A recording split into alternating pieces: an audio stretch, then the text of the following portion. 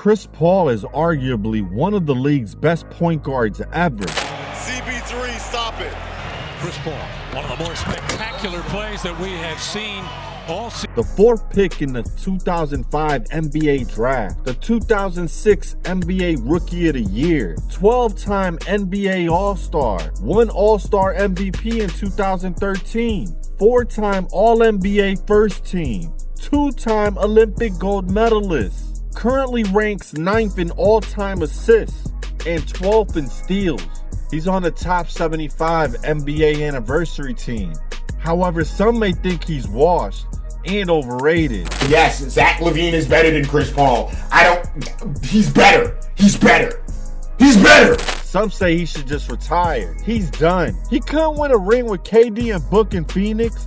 He's never gonna win a ring. First off, many of the NBA's greatest players never won a ring. So I'm not one to judge a player solely based on rings. Shit, Sam Jones has 10 rings. That's 4 more than Jordan. But me and you are like, who the fuck is Sam Jones? Exactly why we can't judge players just off rings. Second off, overrated. This motherfucker going into his 20th season in the NBA this year. During that span, he just averaged 17 points, 9 assists, and 4 rebounds with a steal a game. How is that overrated? Third off, let's keep it a buck. KD ain't never win shit without Steph. And Book ain't never win shit with KD. Phoenix ain't been back to the finals since that first year with CP3. But while we're keeping it, CP3 really wasn't able to play his game in Phoenix. Yeah, he had KD and Book, but those guys don't really need an assist to get a bucket. If anything, they could get a bucket themselves or get an assist anytime they don't feel like shooting. You see, Chris is an actual point guard, a player who controls the pace of the game at all times, a player who's always trying to rack up assists and get his teammates involved, one who's going to be scrappy and average a steal or two a game and get you some boards while still being able to score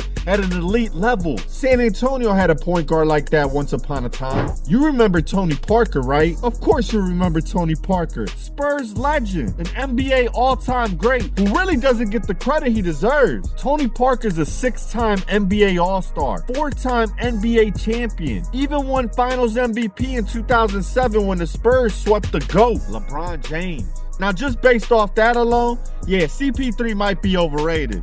But this ain't about Tony Parker. What I'm trying to say is San Antonio had a point guard to combine with their big man, Tim Duncan. We all know Timmy was a monster, but this ain't about Timmy. What I'm trying to say is, we all know a point guard needs a big. Well, CP3 really ain't have a big all like that since Blake Griffin, DeAndre Jordan, Lob City days, or Clint Capella in Houston. I know those names aren't all that. However, we all remember when those guys played with Chris. Their careers flourished playing alongside CP3. And now, entering his 20th season, Chris gets to play with the most talented big the NBA has ever had. Wemby, the deep catch, the turn, and the flush. They pass the ball out to the corner. There you go. Wemby! Oh my! Blocked by Wemby.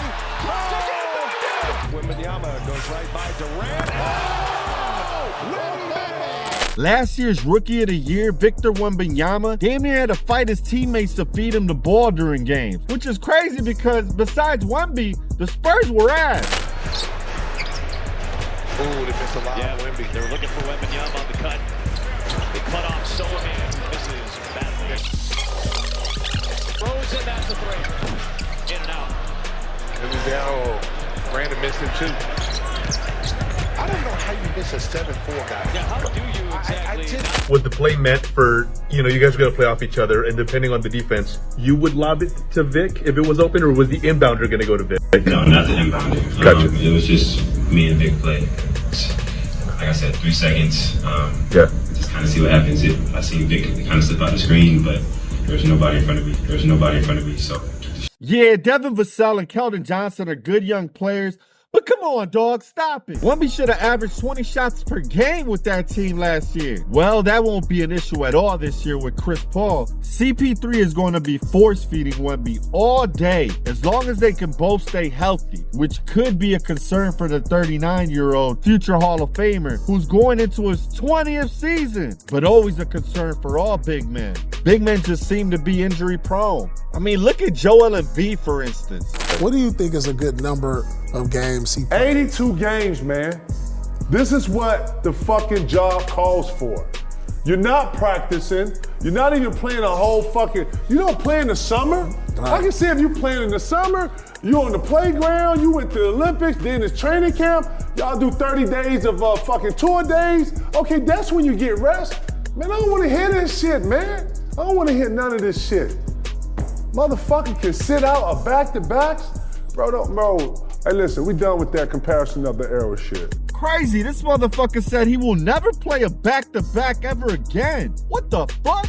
But this ain't about Embiid. But if they can both stay healthy, I see CP3 definitely adding a couple more years to his career. And Wemby is gonna flourish regardless. But now he'll be prepped by a future Hall of Famer, which definitely doesn't hurt.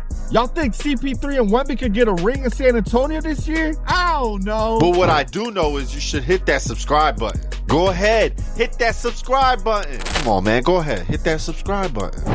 All ready? All right. You see the intensity, right? Just play carefree, though. Don't worry about mistakes, just go out and play hard.